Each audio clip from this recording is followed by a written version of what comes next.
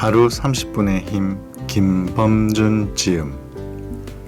나 자신을 바꾸는 시간은 30분이면 된다.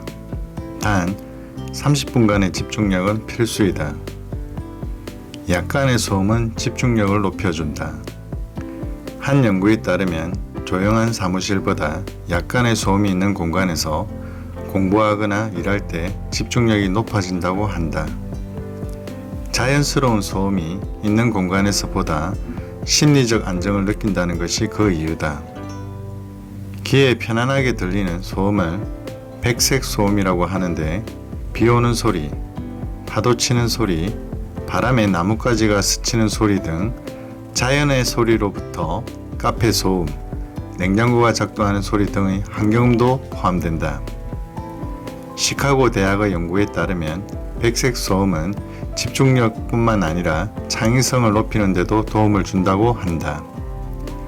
중학생을 대상으로 백색 소음을 돌려줬을 때와 그렇지 않았을 때를 나누어 영어 단어를 암기하게 했는데, 백색 소음을 들려주었을 때 기억력이 35% 향상되었다고 한다. 나의 마음속에 있는 분노 하나, 근심 하나를 하루에 하나씩 버려 집중력을 높여라. 욕심을 일으키는 부정적인 감정을 쫓아내야 한다. 그러려면 정확히 나를 마주하고 관심을 가져봐야 한다. 그러기 위해서 따로 시간을 내서 나를 마주하는 시간을 가져야 한다. 하루 30분 매일 일상에서 실행 가능한 것이 좋다. 그런 점에서 쉽고 간단하게 당장 할 수 있는 걷기는 최고의 방법이다. 편한 워킹화, 땀 배출에 좋은 스포츠화를 마련할 필요도 없다. 스마트폰을 가방 깊숙이 넣어두기만 하면 된다. 그냥 걷는 것이다. 나만의 단축키를 실행하자. 실행을 보다 쉽게 하기 위하여 자신만의 단축키를 만들면 도움이 된다. 미리 설정한 조건이나 동작을 통해 자동적으로 실행에 이르도록 하는 것이다. 예를 들어보자. 출근하는 지하철 안에서 30분 동안 책을 읽기로 했다고 치자. 이때 책을 읽어야지는 실행의 단축키가 아니다.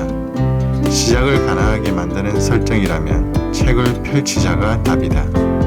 지하철 기찰구를 지날 때 손에 책을 들자. 지하철에 타면 일단 책을 펴자. 이렇게 실행의 단축키가 되는 행동들을 설정하는 것이다. 사소하고 간단한 것이다. 그래서 부담 없이 할 수 있다. 일단 그 행동을 하면 다음 행동으로 연결되기가 쉽다. 하나 더, 하지 말아야 할 것을 계획하는 것이다. 예를 들면 취침 전에는 책을 읽겠다는 것이 아니라 밤 10시 이후로는 절대 스마트폰을 보지 않겠다라고 정하는 것이다. 이에 따라 계획을 방해하는 요소를 제거하려면 어쨌든 시간을 달리 써야 한다. 그러면 계획에 보다 쉽게 접근할 수 있다. 나만의 집중력 발휘법을 만들자. 집중력 발휘법에 대해서 소개한다. 우선 순위대로 계획을 만들어도 빠르게 몰입하고 집중하지 않으면 계획대로 시간을 사용할 수 없다. 30분 동안 책을 읽기로 했는데 책상을 정리하면서 몰입을 위한 시간으로 10분 이상을 할애해버리면 계획한 시간의 3분의 1 이상을 소비하게 된다. 답은 시간을 끊어서 배분하는 것에 있다. 30분씩 또는 1시간씩 말이다. 타이머를 맞춰두고 알람이 울리면 하던 일을 중단하고 얼마간 쉬었다가 다시 일하는 식이다. 자기 절제나 통제가 되는 사람에게는 이것이 먹히는 방법인데, 그렇지 않다면 역시 실행이 쉽지 않다. 그래서 나는 더 강력한 방법을 사용한다. 바로 장소를 이동해 버리는 것이다. 종종 단기간에 뭔가를 공부해야 하는 일이 생긴다. 2회 이상 반복해서 공부하는 것이 좋다. 단기간에 익혀야 하는 것이라면 기억이 중요하다. 그렇다면 하루 1시간 몰아 공부하는 것보다 그것을 2번으로 나눠 반복하는 것이 더 효과적이다. 공부 분량에 따라 다르겠지만 하루에 30분 공부를 2번 해서 한 챕터를 이해할 수 있는 정도의 난이도라면 보통 보통 일주일 최대 2주 이상 걸리지 않을 것이다.